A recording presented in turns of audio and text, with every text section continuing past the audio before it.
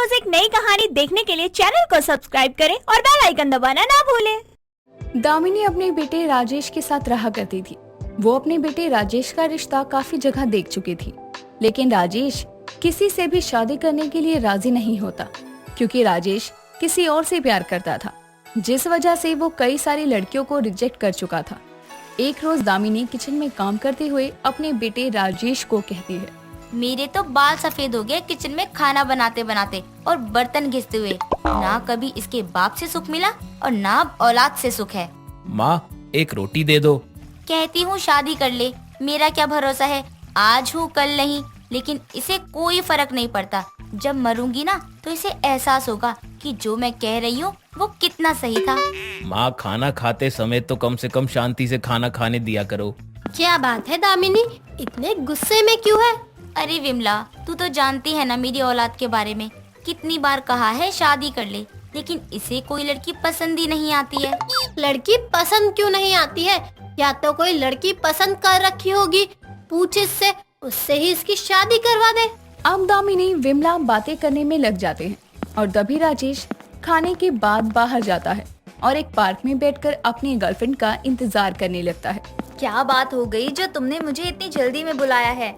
अरे बैठो तो सही, बताता हूँ क्या हो गया। तुम तो ऐसे बुलाते हो जैसे मैं तुम्हारी बीवी हो रही हूँ। घर वालों को बताऊंगी कि मेरा हस्बैंड मेरा इंतजार कर रहा है। मम्मी अभी मिलकर आई। अरे पूर्वी, माँ मुझे रोज ताने देती है। अरे सोते जागते उठते बैठते खाते पीते रोज ताने सुनता हूँ मैं। किस बात के ताने? यही कि शादी कर लो या नौकरी के ताने? अरे नौकरी और छोकरी दोनों के ताने सुनने को मिलते हैं। अब तुम ही बताओ क्या करूं? मुझे तुम्हारे अलावा किसी और से शादी ही नहीं करनी है। मुझे भी नहीं करनी है, लेकिन जब तक मेरी पीएचडी कंप्लीट नहीं हो जाती तब तक तो तुम्हें रुकना ही होगा। राजेश पूर्वी से प्यार करता था और पूर्वी भी राजेश को प्यार करती थी और दोनों शादी भी करना चाहते थे, लेकिन पूर्वी को अपनी पढ़ाई के लिए समय चाहिए था, जिस वजह से राजेश अपनी माँ की दिखाई लड़कियों को रिजेक्ट कर देता था। एक रोज देर शाम राजेश अपने दोस्त के साथ घूमकर घर आता है और वो घर आते ही सामान इधर उधर फैला देखता है और अपनी माँ को ना देखकर आवाज लगाता है, माँ कहाँ हो आप? लगता है माँ गुस्से से विमला आंटी के घर बैठी है, वो भी घर का सारा काम छोड़कर। चलो माँ जब तक उधर है तब तक मैं ही काम कर देता हूँ सारा। राजेश कहाँ था तू सुबह से? क्यों विमला आंटी, आज माँ ने अपने ताने और गालियों का काम लगता है आपको दे दिया है। वो बेचारी तो किस्मत की मारी है, वो क्या ही कहेगी। अच्छा विमला आंटी, आप यहाँ हो तो मेरी माँ कहाँ है? अगर कांता आंटी के घर गई है तो जरा उन्हें कहना कि शाम का खाना बनाना है। क्या तुझे पता नहीं, तेरी माँ को अटैक आया था तो उन्हें हॉस्पिटल में भर्ती करवाया है। क्या माँ को अटैक आया? अरे मुझे किसी ने बताया क्यों नहीं? कौन से हॉस्पिटल में है माँ? विमला आंटी मैं अभी जाता हूँ। इतना सुनने के बाद जैसे ही राजेश हॉस्पिटल पहुंचता है तो अपनी माँ से मिलता है। हालांकि राजेश की माँ ठीक थी और राजेश अपनी माँ के पास जाकर कहता है, माँ आप ठीक तो है ना? चाहे तो आप मुझे मार लो पीट लो, लेकिन ऐसे अचानक आप बीमार मत हुआ करो यार। तो मेरी हर बात मानेगा जो भी मैं कहूँगी? हाँ हाँ माँ, आपकी हर बात मानूंगा, जो आप कहोगे वही मानूंगा। बेटा मेरा पता नहीं है, आज हूँ कल नहीं। शादी कर ले, पोता पोती ना सही, लेकिन बहू का तो मुंह देख कर ही मरूं मैं। अरे आप ठीक हो जाओ, उसके बाद अपनी बहू का मुंह देख लेना और अपने पोते पोती का भी देख लेना बस। नहीं बेटा, मुझे कुछ समझ नहीं आ रहा है, लेकिन अगर तूने इस बार शादी नहीं की तो मैं तुझसे कभी बात नहीं करूंगी। अगर तुझे कोई पसंद है तो बता, उससे ही शादी करवा दूं। माँ वो एक लड़की है जिससे मैं प्यार करता हूँ, लेकिन आप ठीक हो जाओ फिर सारी बातें करेंगे, कहाँ कैसे क्या करना है। अपने बाप पर ही गया है। शादी से पहले 10 लड़की से चक्कर था तेरे बाप का। माँ उसे चक्कर नहीं प्यार कहते हैं। एक से हो तो प्यार कहते हैं, 10 से हो तो चक्कर ही कहेंगे ना। अब कुछ दिन हॉस्पिटल में रहने के बाद दामिनी घर आ जाती है, लेकिन घर का कोई भी काम दामिनी नहीं बल्कि राजेश करता। अब दामिनी से विमला मिलने आती है। आ गई दामिनी, तेरे बिना तो ये घर बिल्कुल सूना ही है। हाँ माँ, मैं तो 3 दिन से सोया भी नहीं हूँ ठीक से। बैठो विमला आंटी, चाय लेकर आता हूँ। हाँ हाँ जब बना ले, वैसे भी तू कामचोर है। नहीं नहीं विमला, मेरे बेटे को काम चोर ना कह, बहुत काम करता है, झाड़ू पोछा बर्तन। अब तो खाना भी बना रहा है और शादी के लिए भी मान गया है। चल अच्छा है, इसी बहाने तेरे बेटे की शादी तो हो और घर में बहू आएगी तो तू एकदम ठीक हो जाएगी। घर का काम करने के बाद राजेश पूर्वी से मिलने पार्क पहुंचता है। बर्तन झाड़ू पोछा सब करके आए हो ना, और लेट आते।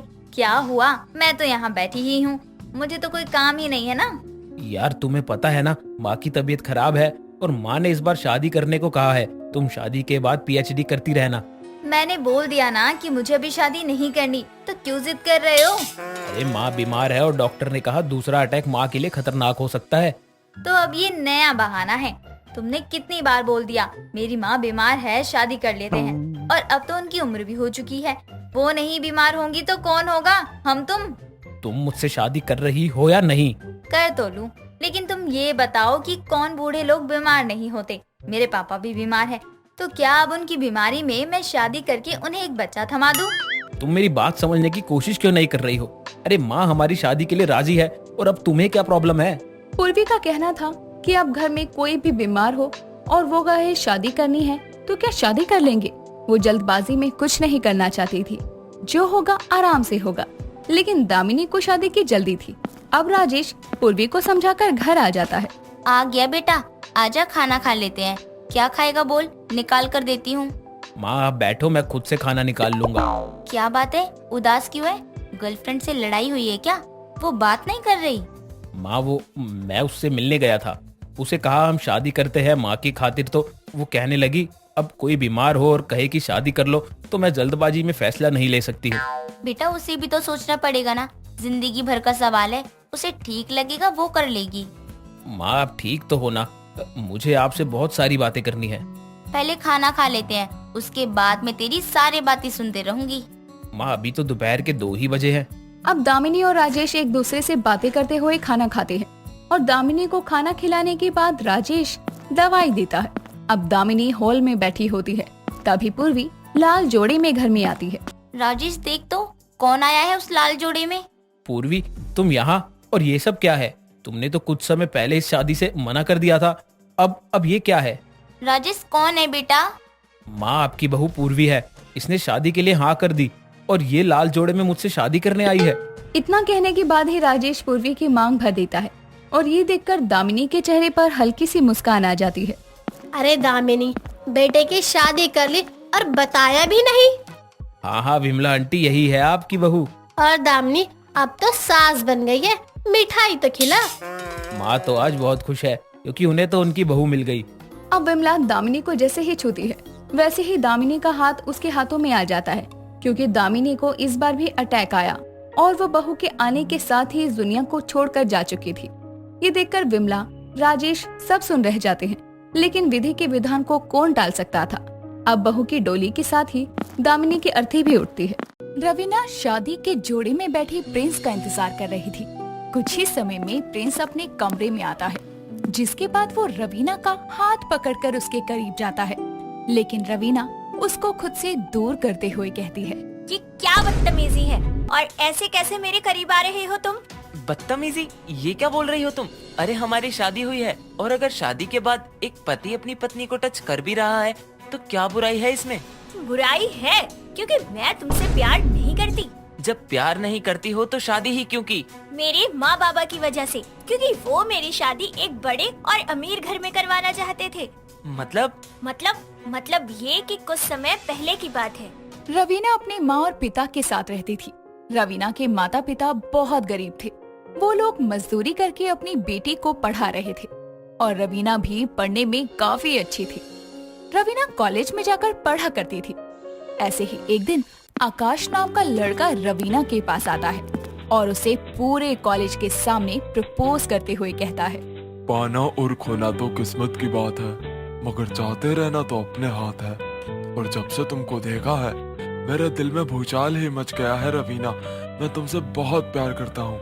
Will you be my life partner? Raveena को कुछ समझ नहीं आ रहा था कि उसके सामने बहुत ही स्मार्ट और डैशिंग लड़का खड़ा है और वो क्या करे। लड़कियां उससे बात करने के लिए उतावली होती थी और उस लड़के ने रवीना को ऑफर दिया था, इसीलिए उसे कुछ समझ नहीं आ रहा था। उसके कानों तक बहुत ही सारे बच्चों की आवाजें गूंज रही थी। रवीना, हाँ कह दो। फिर क्या था, रवीना ने उसका प्रपोजल एक्सेप्ट कर लिया और अब वो दोनों साथ रहने लगे। देखते ही देखते अब समय गुजरता जाता है और उन दोनों के बीच की नजदीकियां बढ़ती जाती है। ऐसे ही एक दिन रवीना को आकाश शादी के लिए प्रपोज करता है। कुछ दूर तो चलो तुम मेरे साथ, चाहता हूँ कहना दिल की बात, आंखें समझ ना पाई जो बात, दिल बेचैन है चाहे तुम्हारा साथ। रवीना क्या तुम मुझसे शादी करोगी? ये सुनते ही वो खुशी से पागल हो जाती है और उसे हाँ कर देती है। तो वहीं इस बात से अनजान रवीना के माता पिता रवीना की शादी प्रिंस नाम के लड़के से फिक्स कर देते हैं। और रवीना जब घर जाती है तब रवीना की माँ रवीना को उसके रिश्ते और शादी के बारे में बताती है। ये सुनकर रवीना गुस्से से कहती है, आप लोग पागल हो गए हैं क्या? मुझसे बिना पूछे मेरी शादी किसी और से फिक्स कर दी। अरे एक बार मुझसे पूछ तो लेते कि मैं शादी करना चाहती हूँ या नहीं। बेटा पूछना क्या है, हमारे जमाने में बिना पूछे लड़कियों की शादी हो जाती थी और तू हमारी लड़की है। लेकिन माँ मैं किसी और से प्यार करती हूँ और शादी उसी से करना चाहती हूँ। हमारे घर की लड़कियां जवाब नहीं देती हैं, समझी? और तुम शादी वहीं करोगी जहाँ हम चाहेंगे। मैं वहीं शादी करूँगी जहाँ मेरी मर्जी होगी। ठीक है, तू कर अपने मन की, तेरी माँ और मैं फांसी पर लटकने जा रहे हैं। बेचारी रवीना ना चाहते हुए भी अपने माँ बाप के आगे झुक जाती है और अगले दिन वो अपने आकाश से मिलने जाती है और सारी बात उसे बताती है। ये सुनने के बाद आकाश कहता है, कर लो शादी, और शादी के बाद कुछ ऐसा करना जिससे तुम्हारे माँ बाबा को लगे कि उन्होंने तुम्हारे लिए एक गलत लड़का चुना है। फिर तुम उससे डाइवोर्स ले लेना, उसके बाद हम दोनों एक हो जाएंगे। रवीना उसकी बात मान जाती है और शादी के लिए तैयार हो जाती है। और कुछ ही समय बाद रवीना की शादी प्रिंस से होती है। तो ये है मेरी कहानी। अब तो मुझे जल्दी से डिवोर्स दे दो ताकि मैं वापस अपने आकाश के पास जा सकूं। उसकी ये बात सुनते ही प्रिंस को एक झटका लगता है और वो उससे दूर हो जाता है। जिसके बाद प्रिंस रवीना से कहता है, ठीक है रवीना, मैं तुमको टच भी नहीं करूंगा और तुम्हें तलाक भी दे दूंगा, लेकिन जब तक हमारा तलाक नहीं होता तब तक तुम मेरी माँ के सामने अच्छे से व्यवहार करना। ठीक है।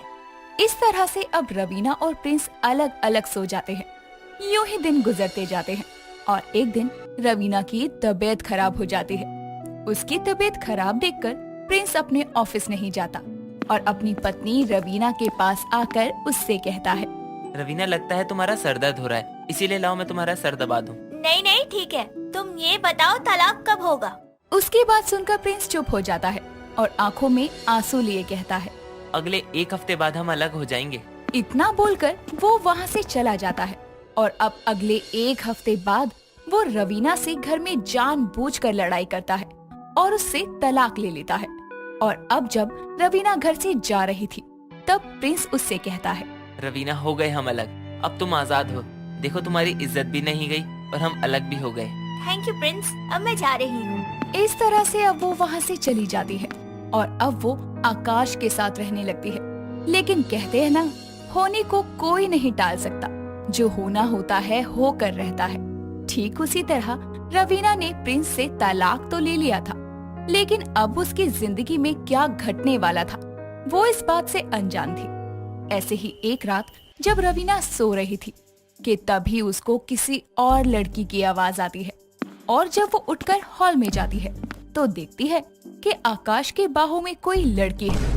ये देखकर रवीना का पारा हाई हो जाता है और वो आकाश को थप्पड़ मारते हुए कहती है, नीच इंसान, मेरे होते हुए भी तुम किसी और की बाहों में, तुम्हें शर्म नहीं आती?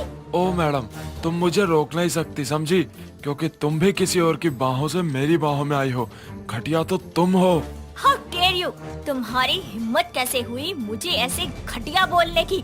तुम्हारे लिए मैंने प्रिंस को तलाक दिया, उसे हर्ट किया क्योंकि मैं तुमसे प्यार करती हूँ। सुन, जब लड़की की शादी हो जाती है तो उसका सब कुछ उसका पति ही होता है, और तू तो अपने पति की नहीं हुई तो मेरी क्या होगी?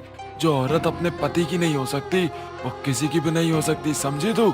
और रही तुझे रखने की बात, तो तुझे रखना तो मेरी मजबूरी थी, क्योंकि मैंने तुझसे वादा किया था।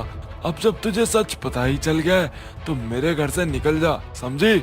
हाँ हाँ, नहीं रहना मुझे भी तुम्हारे साथ। इस तरह अब रवीना आकाश के घर से निकल जाती है और रोते हुए खुद से कहती है, मैंने कितनी बड़ी गलती कर दी। इस आकाश के लिए मैंने प्रिंस को छोड़ दिया। मेरे पास और कोई सहारा नहीं है, माँ बाबा के घर भी नहीं जा सकती क्या मैं प्रिंस के पास जाऊं? नहीं, मैं उसके पास भी नहीं जाऊंगी। मैंने उसे बहुत दुख दिया है और साथ में बेइज्जत भी किया है। मेरा कोई हक नहीं बनता कि मैं उसके पास वापस जाऊं। अब मैं अकेले ही रहूंगी। अब क्या था, बेचारी अब अकेले ही रोड पर इधर उधर भटकने लगती है।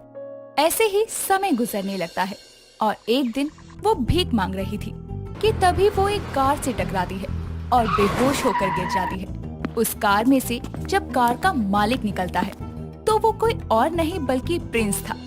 उसकी ऐसी हालत देखकर प्रिंस उसको अपनी कार में बैठाता है और अपने घर लेकर जाता है। कुछ समय बाद जब रवीना होश में आती है तब रवीना उसको देखकर फूट फूट कर रोने लगती है। उसकी ऐसी हालत देखकर प्रिंस उससे कहता है, रवीना तुम ऐसी हालत में? अरे मैंने तुम्हें कहाँ कहाँ नहीं ढूंढा, लेकिन तुम मुझे मिली नहीं। ये सब कैसे हुआ? रवीना अब उसे सारी बात बता देती है। ये सब सुनने के बाद प्रिंस कहता है, रवीना जब मैंने तुमसे शादी की थी तब मैंने तुम्हारे साथ पूरे 7 जन्म साथ रहने का वादा किया था। अरे भला एक कागज के टुकड़े पर किए साइन करने से वो 7 जन्मों वाला रिश्ता तो खत्म नहीं हो जाता ना? मैंने बहुत गलत किया। कोई बात नहीं, मैं तुम्हें अब भी अपनाने को तैयार हूँ। इस तरह अब प्रिंस उसको अपना लेता है, जिसके बाद अब वो पूरी तरह से प्रिंस की पत्नी बनकर रहती है। दोस्तों, अगर आपको ये कहानी पसंद आई तो इसे लाइक करें, शेयर करें और कमेंट करके बताएं कि कहानी में आपको सबसे अच्छा क्या लगा।